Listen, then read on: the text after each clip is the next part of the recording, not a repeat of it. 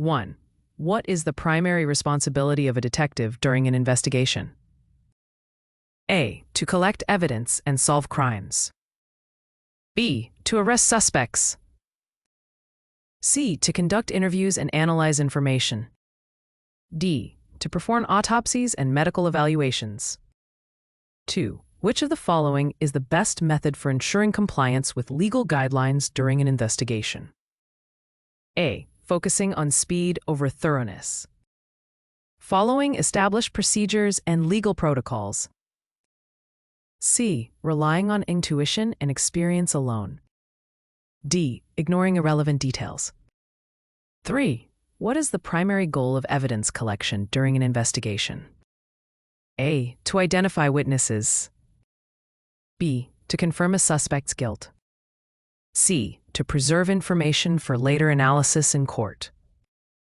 D. To intimidate suspects. 4. Which of the following best describes the concept of chain of custody in a criminal investigation? A. A process for interviewing suspects. B. A record of who has handled the evidence from collection to presentation in court. C. A legal method for identifying witnesses. D. A procedure for securing the crime scene. 5. During an investigation, how should a detective handle contradictory witness statements? A. Dismiss the inconsistent statements as irrelevant. B. Conduct a detailed follow-up investigation to clarify discrepancies. C. Immediately arrest the witness. D. Ignore the conflicting information. 6. What role does forensic science play in criminal investigation? A. It helps suspects escape conviction. B. It provides physical evidence that can confirm or deny theories. C. It allows detectives to guess the outcome of the investigation. D. It eliminates the need for witness testimonies. 7. In criminal investigations, what is the purpose of conducting surveillance? A. To gather physical evidence without suspecting anyone. B. To confirm the identity of a suspect. C. To observe and document behavior or actions relevant to the investigation. D. To interrogate individuals. 8. What is the best way to ensure fairness and impartiality in an investigation? A. Focusing only on suspects with criminal records. B. Conducting thorough, unbiased interviews and reviewing all evidence. C. Ignoring uncooperative witnesses. D. Relying solely on physical evidence. 9. What is the primary focus of a crime scene investigator? A. To interview the suspect. B. To gather and document evidence from the crime scene. C. To prepare the case for court. D. To testify in court about the evidence. 10. How does an investigator ensure regulatory compliance during an interview with a suspect? A. By providing false information to confuse the suspect. E. By documenting the suspect's rights and obtaining consent for questioning. C. By conducting interviews without a legal representative present. D. By coercing confessions. 11. What is the primary advantage of using interrogation techniques over interviews in a criminal investigation? A. It ensures suspects provide confessions. B. It is the most effective method for gathering intelligence. C. It provides more reliable statements from witnesses. D. It is used to break down suspects mentally and physically. 12. Which of the following is an example of circumstantial evidence? A. A confession from the suspect. B. DNA evidence matching the suspect to the crime scene. C. A fingerprint found at the crime scene. D. A witness testimony stating the suspect was in the area.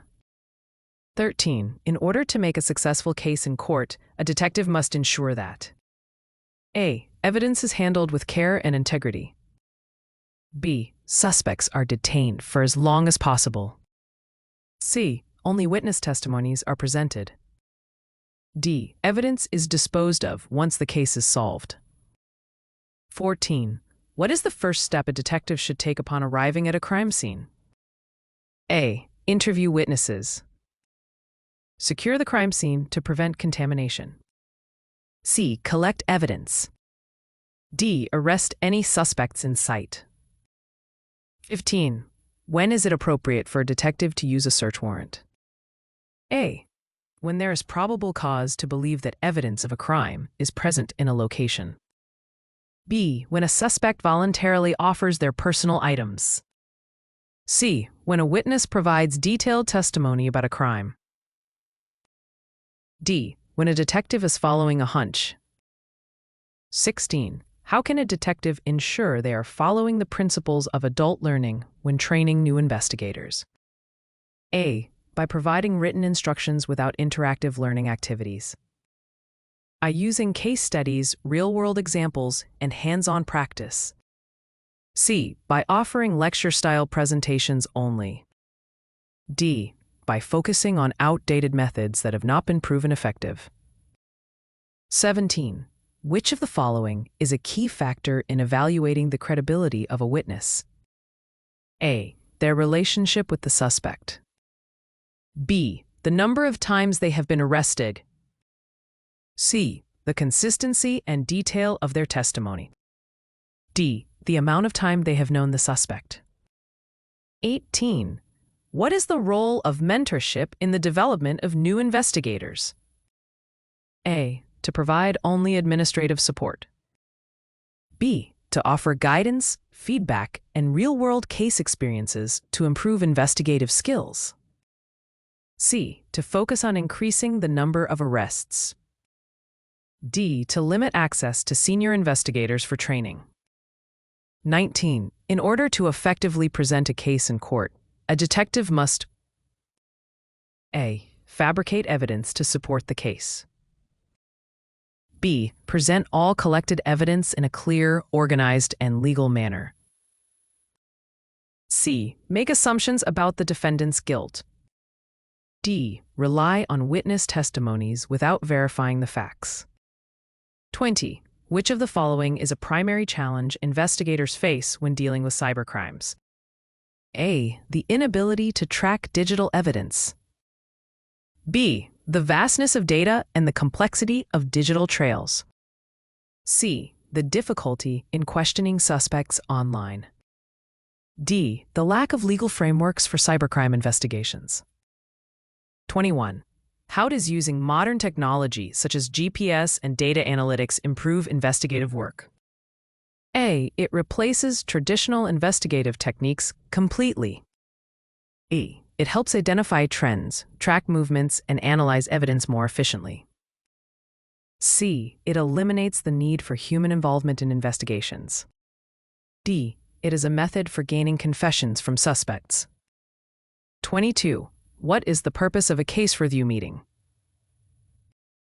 A. To criticize the detective's methods. B. To evaluate the progress of the investigation, identify challenges, and propose solutions.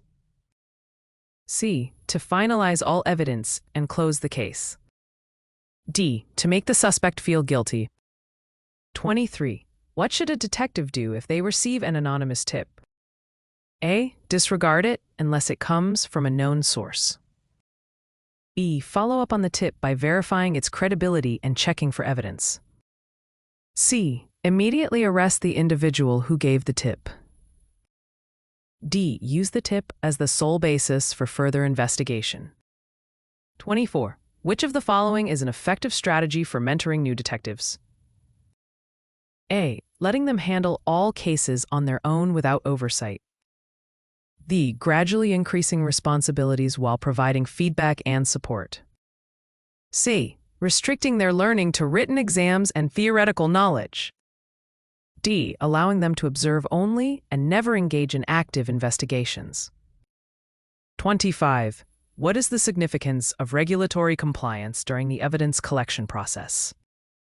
It ensures that evidence is admissible in court and that the rights of individuals are respected. B. It allows investigators to bypass legal requirements to speed up investigations. C. It helps cover up mistakes made during the investigation. D. It allows investigators to fabricate evidence if needed. 26. Which of the following actions would best help ensure the validity of evidence in an investigation? Allowing anyone in the vicinity of the crime scene to handle evidence. E. Documenting and securing the evidence immediately after discovery and before tampering occurs. C. Disposing of evidence that seems irrelevant. D. Sharing evidence with unauthorized individuals. 27. Which of the following is an essential skill for a detective when questioning a suspect? A. Making threats to get information. B. Being patient, observant, and asking clear, specific questions. C. Using intimidation tactics to force a confession. D. Relying solely on physical evidence without questioning the suspect. 28. In which situation is it necessary for a detective to provide Miranda rights to a suspect? A. When the suspect voluntarily offers information without prompting. B. When the suspect is being questioned in custody about their involvement in a crime. C. When the suspect is being interviewed as a witness. D. When the detective does not want to arrest the suspect. 29. What is the purpose of evaluating a suspect's alibi? A. To confirm the truth of the suspect's statements. B. To build a case based on the assumption that the suspect is guilty. C. To discourage further cooperation from the suspect. D. To intimidate the suspect into confessing. 30. What is the most important factor when assessing the reliability of a witness? A. The witness's previous criminal record. B. The witness's ability to recite information from memory without hesitation. C. The consistency and corroboration of their testimony with other evidence. D. The length of time the witness has known the suspect.